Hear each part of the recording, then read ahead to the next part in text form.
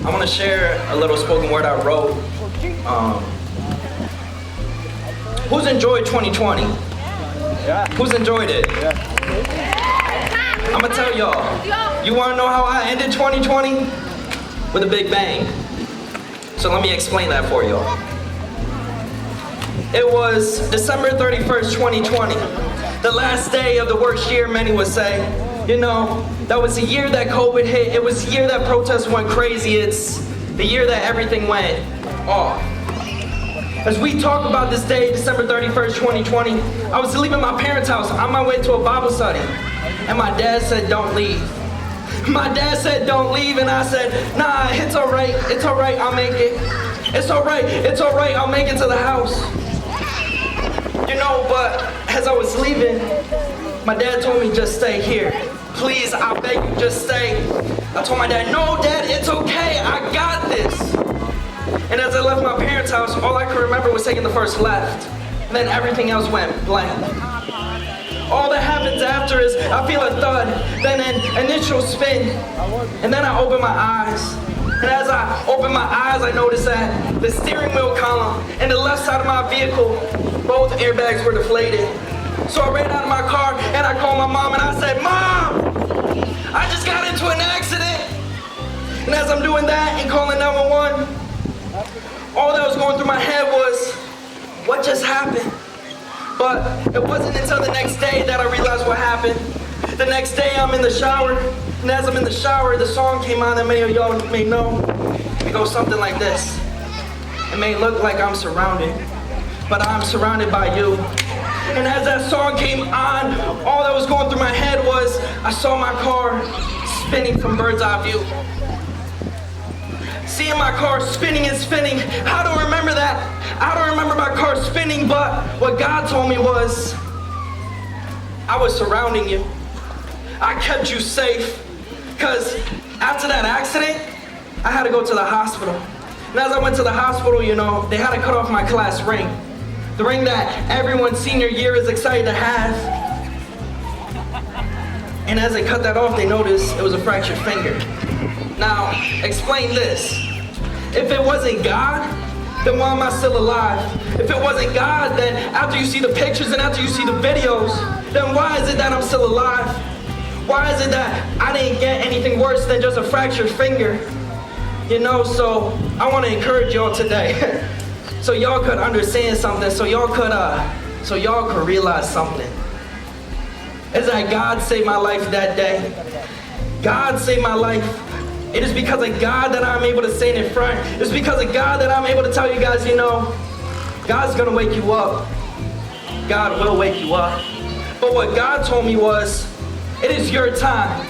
Jonathan, it is your time to surrender your life. It is your time to give it all back to me. It is your time to let me take charge. And so with that being said, here I am. I'm a living proof. I'm a living person to tell you, be careful with all you do. Be careful where you go. Because as they cut off that ring, what I saw was engraved on the inside. It said, 1 Peter 5:7, cast all your anxiety on him, for he cares for you. And that's the thing I did not do that day. That day as my dad told me, stay, I said, no, I got this.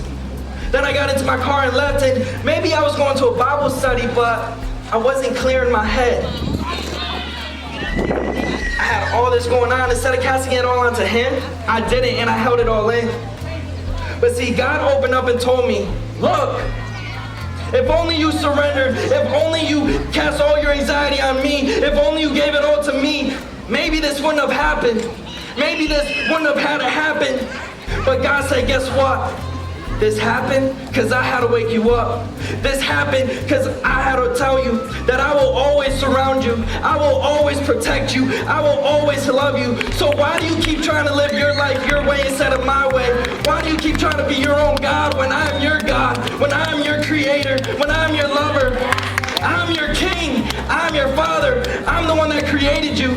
So with that being said, don't even try to take another step and try to think that you can live your life in your own hands and run this road as you want to run. So I really want to encourage y'all today to give it all back to him. Because God is the only way you're going to make it through life. God is the only way that you're gonna make it through. God is the reason why you can take another step. God is the reason why you can breathe today. God is the reason why you can walk with confidence. God is the only reason why you can wake up daily and go to bed nightly. God is the one that keeps you safe when you think it's all you. And that's the issue, is that we have this issue called pride. And with that pride, all we ever want to do is just walk around and think that I have control. But it's God. Now, I want to share with y'all my story. As I was raised, I was raised in a Christian home. And many of us, how many of y'all were raised in Christian homes? Because you're raised in a Christian home, does that make you Christian? Thank you. Because the thing is, it came to a point in my life when I said, God, I'm just following tradition. I'm just following what my parents taught me to do. And that's it. That is literally it. But what God told me was, look, I wrote your story. See, the funny thing is God wrote your story before he even created you.